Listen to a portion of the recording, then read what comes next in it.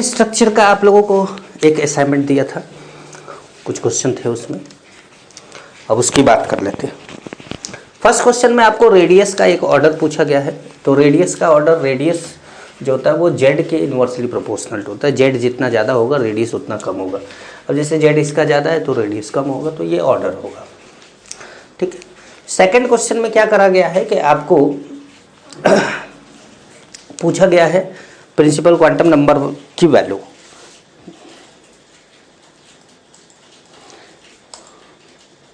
Second question में आपसे 20 nanometre diameter दिया है। 20 नैनोमीटर डायमीटर दिया है तो 10 नैनोमीटर क्या हो जाएगा रेडियस, और 10 नैनोमीटर को एंगस्ट्रम में चेंज करेंगे तो 100 एंगस्ट्रम हो जाएगा। तो एंगस्ट्रम, क्योंकि ये फॉर्मूला एंगस्ट्रम में होता है, ये देखिए एंगस्ट्रम में है, तो यहाँ पर हम जेड की वैल्यू 1 और एन स्क्वायर कर लेंगे। जब इसको डिवाइड करेंगे एन स्क्वायर के लिए तो 189 के आसपास आएगा, जिसमें एन कितना हो जाएगा 14 के आसपास होगा। अब फोर्थ ऑर्बिट के लिए, हाइड्रोजन के फोर्थ ऑर्बिट के लिए पोटेंशियल एनर्जी पूछा गया है। तो टोटल एनर्जी में 2 से मल्टीप्लाई करने पर पोटेंशियल एनर्जी आता है। तो टोटल एनर्जी 0.85 आ रहा है, तो पोटेंशियल एनर्जी 1.70 आएगा। ये माइनस में, ये भी माइनस में होगा। फोर्थ क्वेश्चन में काइनेटिक एनर्जी दिया हुआ है। फोर्थ क्वेश्चन में काइनेटिक एनर्जी दिया हुआ है -x electron volt. Potential energy दिया हुआ है -x इलेक्ट्रॉन वोल्ट, और काइनेटिक एनर्जी पूछा है। तो काइनेटिक एनर्जी क्या होगा, kinetic energy is equal to होता है माइनस पोटेंशियल एनर्जी बाई 2। तो ये -x है तो माइनस माइनस प्लस हो गया, डिवाइडेड बाई 2, इतना आ गया काइनेटिक एनर्जी। क्वेश्चन नंबर 5 में बोला गया है कि E की वैल्यू -78.4 किलो कैलोरी पर मोल होती है। एक बहुत इंपॉर्टेंट बात आपको बता देते हैं, याद रखिएगा। हमेशा इलेक्ट्रॉन वोल्ट में या जूल में याद रखते हैं आप, ये वैल्यू याद कर लीजिएगा। 1 electron volt is equal to 1323 kilocalorie per mole, या 96.36 किलो जूल पर मोल। 96.36 किलो जूल पर मोल, इसको भी याद कर लीजिएगा। अब 13.6 को किलो कैलोरी में चेंज किया तो क्या आ गया, ये इतना आ गया, इतना। तो अब ये 13.6 की जगह पर, जो हम फॉर्मूले में 13.6 रखते थे यहाँ पर, उसकी जगह पर हम क्या रख देंगे 312.8 रख देंगे। तो हमारा energy is equal to -312.8 into Z square upon n square. N की वैल्यू आपको निकालनी है। एन की वैल्यू, एन स्क्वायर की वैल्यू 4 आ रही है, तो एन की वैल्यू क्या आ जाएगी 2 आ जाएगी। क्वेश्चन नंबर 6 में आपको बोला गया है कि, क्वेश्चन नंबर 6 में बोला गया है कि एनर्जी डिफरेंस बिटवीन एन, हाँ क्वेश्चन नंबर 6 ही तो है, energy difference between n is equal to 2 and n is equal to 3 is E electron volt. तो हमने ये ई मान लिया, और ये जो 13.6 हम लिखते थे बार बार, उसको हमने ई नॉट मान लिया। ठीक है। तो अगर आयनेशन एनर्जी क्या होता है 13.6 जेड स्क्वायर, तो 13.6 जेड स्क्वायर की जगह पे ई नॉट हो गया, और आयनेशन एनर्जी क्या आ गया ई नॉट। हाइड्रोजन के लिए जेड की वैल्यू 1 होती है। अब हमको यही ई नॉट की वैल्यू निकालनी है। तो यहाँ से ये आया ई नॉट इंटू 5/36। तो ई नॉट की वैल्यू क्या आ जाएगी 36, क्रॉस मल्टीप्लाई करेंगे 36/5 E is equal to E not. अब इसको सॉल्व करोगे तो आएगा 7.2 ई। ठीक है। क्वेश्चन नंबर 7 में the ratio of E2 minus E1 to E4 minus E3 for the hydrogen atom approximately equal to. तो देखो E2 माइनस E1 निकाला हमने, 13.6 की जगह पे फिर से ई नॉट रख दिया, तो ये आ गया 3/4। E4 माइनस E3 निकाला तो ये आ गया 7/144। अब E2 minus E1 upon E4 minus E3, क्योंकि रेशियो निकालना, ये हमने रेशियो निकाला, यह 15.42। तो हमने ऑप्शन देखा, तो जो इसने अप्रॉक्सीमेटली पूछा था, तो अप्रॉक्सीमेटली 15 इसका आंसर है। ठीक है। क्वेश्चन नंबर 8 में इसने हाइड्रोजन की आयनेशन पोटेंशियल दी है और हीलियम की पूछी है। तो किसी भी की आयनेशन एनर्जी पूछे, 13.6 जेड स्क्वायर होता है, जेड की वैल्यू कितनी है हीलियम के लिए 2 होती है, तो 2 का स्क्वायर हो गया, तो 13.6 इंटू क्या हो गया 4 हो गया। ठीक है। तो अब अगला 9वें क्वेश्चन पे बात करते हैं। क्वेश्चन नंबर 9 की बात करते हैं। क्वेश्चन नंबर 9 की फर्स्ट पास्ट चेन ट्रांजिशन, मतलब पास्ट चेन तो n1 की वैल्यू 3 होती है, तो फर्स्ट पास्ट चेन ट्रांजिशन मतलब 4 से 3 पर आया, तो रेडियस 4 का ये हो गया और रेडियस 3 का ये हो गया। भाई 4 - 3 करना है ना, R4 - R3 करना है। तो ये जब आप माइनस करेंगे तो ये इतना एंगस्ट्रम आएगा, एंगस्ट्रम को मीटर में चेंज करेंगे तो ये वैल्यू आ जाएगी। अच्छा, फॉर शॉर्टेस्ट वेवलेंथ, अच्छा N1 की value Lyman बामर पास्चन्स bracket P fund, इनके लिए N1 की वैल्यू फिक्स होती है। लाइमन के लिए 1, बामर के लिए 2, पास्चन के लिए 3, ब्रैकेट के लिए 4, पी फंड के लिए 5, हम्फ्री के लिए 6, ये फिक्स होती है। लेकिन जब आप N2 डिसाइड करना चाहते हैं तो हमेशा ध्यान रखिएगा एक चीज़ जो बोली गई है, शॉर्टेस्ट वेवलेंथ अगर आपको लेना है तो N2 हमेशा इनफाइनाइट रखिए, और लॉन्गेस्ट वेवलेंथ लेना है तो N2 हमेशा N1+1 रखिए। Longest wavelength N1+1। अब जैसे लाइमन का लॉन्गेस्ट लेना है आपको तो N1 लाइमन का 1 होता है, तो 1 + 1 कितना हो गया 2। बामर का लॉन्गेस्ट लेना है तो 2 + 1 कितना हो गया 3 हो गया, ऐसे करना होता है। तो for Lyman series shortest wavelength, hydrogen atom की बात हो रही है, ये ऐसे निकाला, इनफाइनाइट कर दिया, N2 की वैल्यू इनफाइनाइट कर दिया। λ1 की वैल्यू आ गई 1/r, जिसकी वैल्यू दी है x, इसका मतलब 1/r को हम क्या बोल सकते हैं, x बोल सकते हैं। For बामर series longest wavelength for He+, तो r z स्क्वायर 2 का स्क्वायर, भाई यहाँ तो 1 का स्क्वायर था, हाइड्रोजन एटम था, यहाँ 2 का स्क्वायर हो गया, तो r, ठीक है। अब ये 4 से अंदर मल्टीप्लाई किया, ये हो गया 1, ये हो गया 4/9, ये माइनस किया 1 - 4/9, तो क्या हो गया 5/9। तो ये r 5/9 हो गया, लैम्डा 1/λ2, तो λ2 क्या हो जाएगा 9/5 1/r, और 1/r की वैल्यू क्या है x है, तो 1/r की वैल्यू x रख दी, तो आपने 9x/5 आ गया। Total lines of Lyman series for hydrogen atom. अब जैसे मान लीजिए कि पांचवें किसी भी जगह से आ रहा है, तो भाई पहले पर आ रहा है, तो जैसे मान लीजिए कि आप 10 स्टेप है सीढ़ी की, पहले स्टेप पे आपको आना है, तो अब इसका मतलब है कि 9 उतरेंगे तब ने पहले पर आएंगे, तो इसका मतलब है कि आप जहाँ से भी आ रहे हैं उसमें से 1 माइनस कर देंगे। लाइमन के लिए, बामर के लिए 2 माइनस कर देंगे, पास्चन के लिए 3 माइनस कर देंगे। तो अब इसमें क्वेश्चन नंबर 12 में पूछा गया है कि number of visible line बामर series की होती है, तो मतलब क्या है कि उसने पूछा है कि पांचवें से दूसरे पर कितनी लाइन आएगी, तो पांचवें से दूसरे पर आने के लिए उसके पास क्या तरीका है। पांचवें से दूसरे पर आने का उसके पास, एक तो पांचवें से, जैसे उसने बोला है ना, कौन सा क्वेश्चन है 12, उसने बोला है कि number of visible line when electron return from 5th orbit to ground state. 5th orbit से ग्राउंड स्टेट आने में उसको कितने जो है विजिबल लाइन मिलेंगे।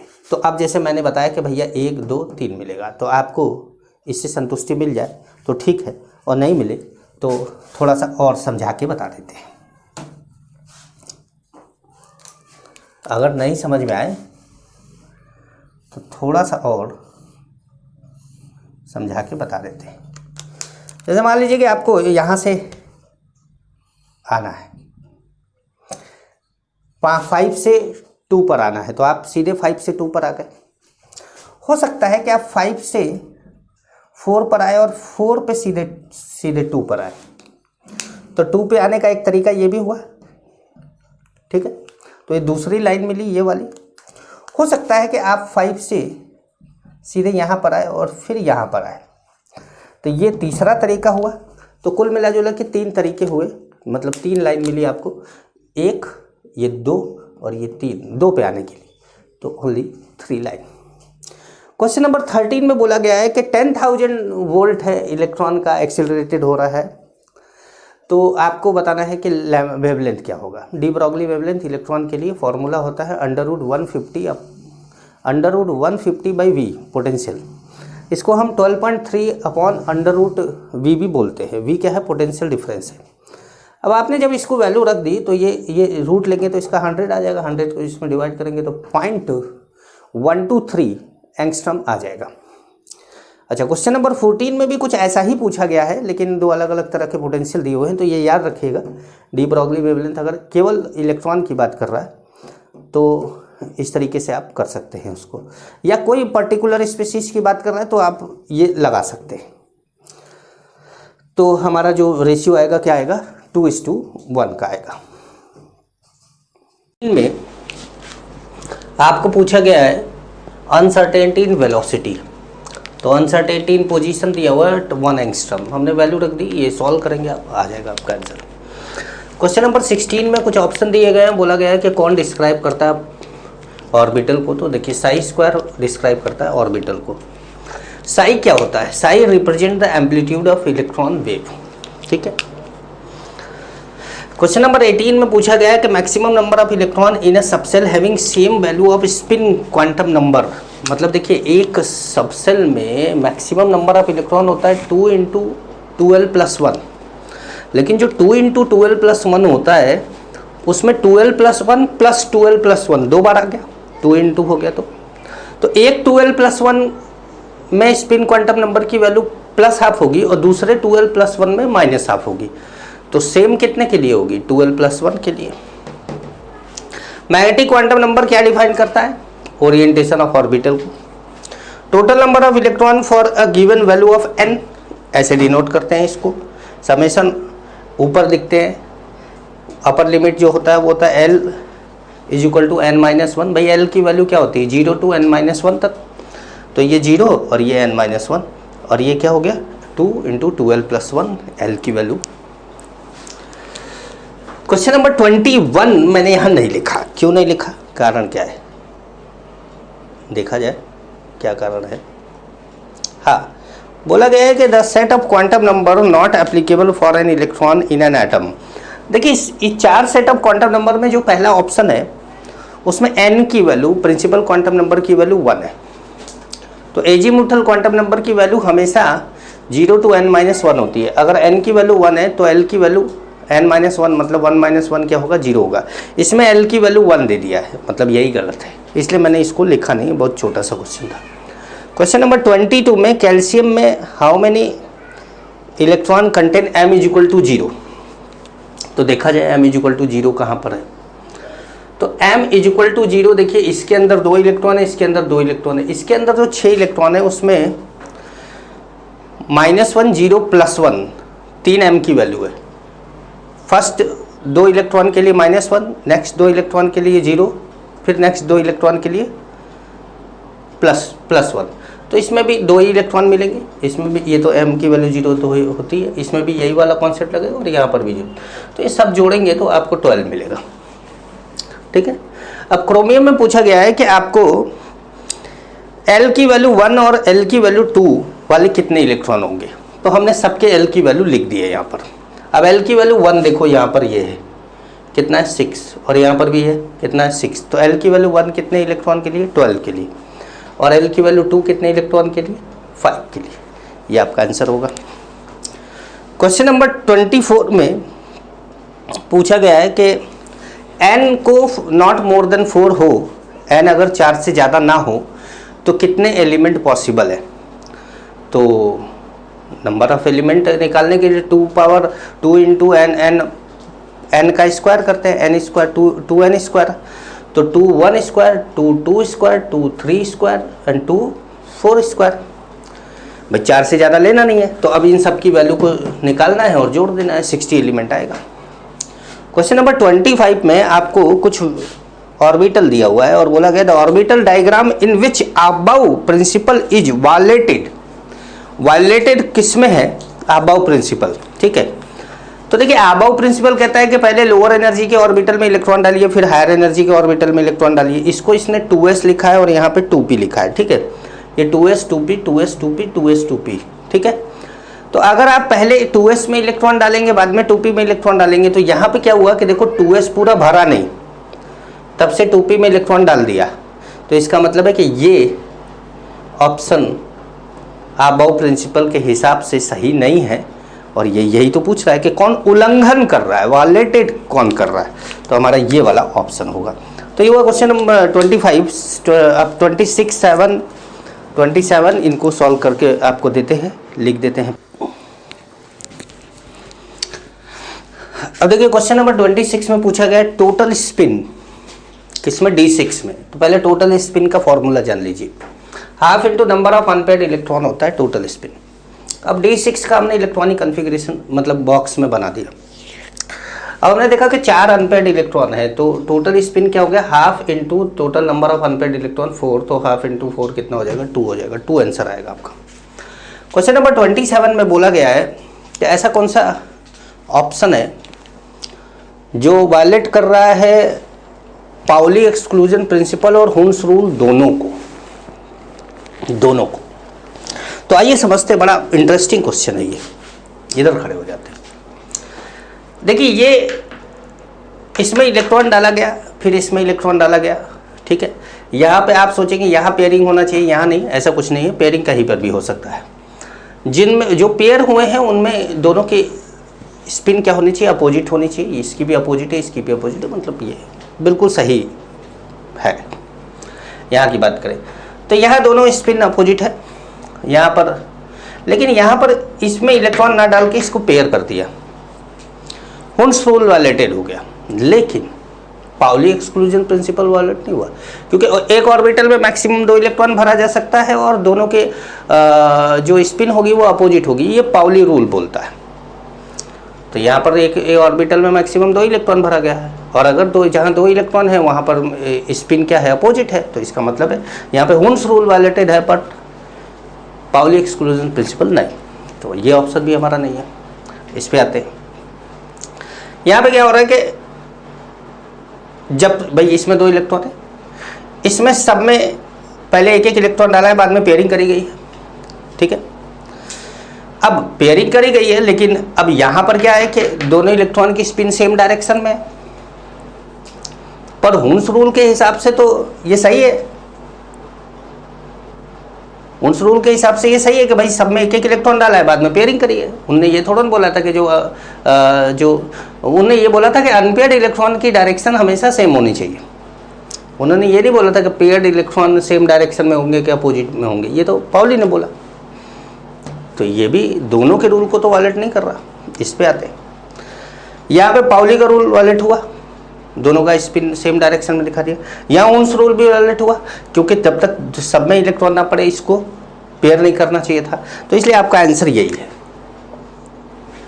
ठीक है। Question number 28, x y is nodal plane for, हाँ पूछा गया है आपसे कि आपसे क्वेश्चन पूछा गया 28 में, in which of the following pair the probability of finding electron in xy plane is 0। तो जहाँ पर इलेक्ट्रॉन की फाइंडिंग 0 होती है या प्रोबेबिलिटी 0 होती है उसको नोडल बोला जाता है, नोड बोला जाता है। अब प्लेन की बात कर रहा है तो नोडल प्लेन हो गया, ठीक है। तो xy नोडल प्लेन कब होगा, xy नोडल प्लेन कब होगा? तो xy नोडल प्लेन होता है dy xz में और d मतलब pz में, ये दोनों में नोडल प्लेन होता है। अब बात करते हैं क्वेश्चन नंबर 29 की। फॉर एनी ऑर्बिटल, अब क्वेश्चन नंबर 29 पूछा गया है, इसमें बोला है कि for p y orbital there are nodal plane. तो देखिए हर पी ऑर्बिटल के लिए नोडल प्लेन एक ही होता है और डी के लिए 2 होता है, और एस के लिए नोडल प्लेन नहीं होता, 0 होता है। मतलब nodal plane is equal to होता है एजीमुथल क्वांटम नंबर, ठीक है। इसने पूछा कि नोडल प्लेन क्या है, और इसने ये भी पूछ लिया कि एजीमुथल क्वांटम नंबर की वैल्यू कितनी है। तो p है, चाहे 4p हो, चाहे 5p हो, चाहे 6p हो, है किसी भी p ऑर्बिटल के लिए नंबर ऑफ नोडल प्लेन जो होता है वो एक ही होता है, और उसके एजीमुथल क्वांटम नंबर की वैल्यू 1 होती है। क्वेश्चन नंबर 30 में क्या बोला गया? 30 में बोला गया the maximum probability of finding electron in the dxy orbital, ये dxy ऑर्बिटल है। अब प्रोबेबिलिटी ऑफ फाइंडिंग इलेक्ट्रॉन इधर है, x और y के बीच में कितने एंगल पर, 45 डिग्री पर, यही ऑप्शन आपको ढूंढना था। An angle of 45 from x and y axis, बस समझ गए। तो ये 30 क्वेश्चन हुआ, और अब नेक्स्ट असाइनमेंट पे आपसे मिलेंगे।